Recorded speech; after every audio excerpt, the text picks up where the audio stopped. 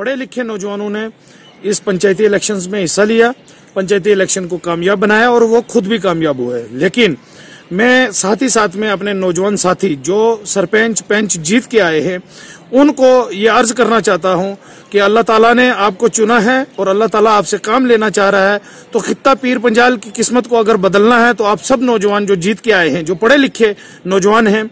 आप कैपेबल हैं, आपके अंदर पोटेंशियल है, तो आप जब जीत के आए हैं तो आपका एक फर्ज बनता है कि आप अपने खित्ता पीर पंजाल की डेवलपमेंट की बात जो है वो ग्राउंड रूट लेवल से लेके सारी चीजों को गवर्नमेंट ऑफ इंडिया तक पहुंचाएं। दूसरा, साथ ही साथ में इस पंचायती इलेक्शन में ये देखने को मिला है कि बहुत सारे पोलिंग स्टेशंस जहां पे प्रॉब्लम्स क्रिएट हुई, जो हाइपर सेंसिटिव जितने भी पोलिंग स्टेशन है, मैं इलेक्शन कमीशन ऑफ इंडिया से और election commission of Jammu and Kashmir से ये गुजारिश करता हूं कि नेक्स्ट कोई भी इलेक्शन, चाहे वो असेंबली इलेक्शन हो, चाहे पार्लियामेंट का इलेक्शन हो, उसके अंदर में जितने भी वो स्टेशन हाइपर सेंसिटिव हैं उन सारे स्टेशन के ऊपर में कम से कम कैमरे लगाए जाएं या लाइव वहां की वोटिंग कराई जाए, जिससे लोगों की दिक्कतें आती हैं वो परेशानियां ना आए।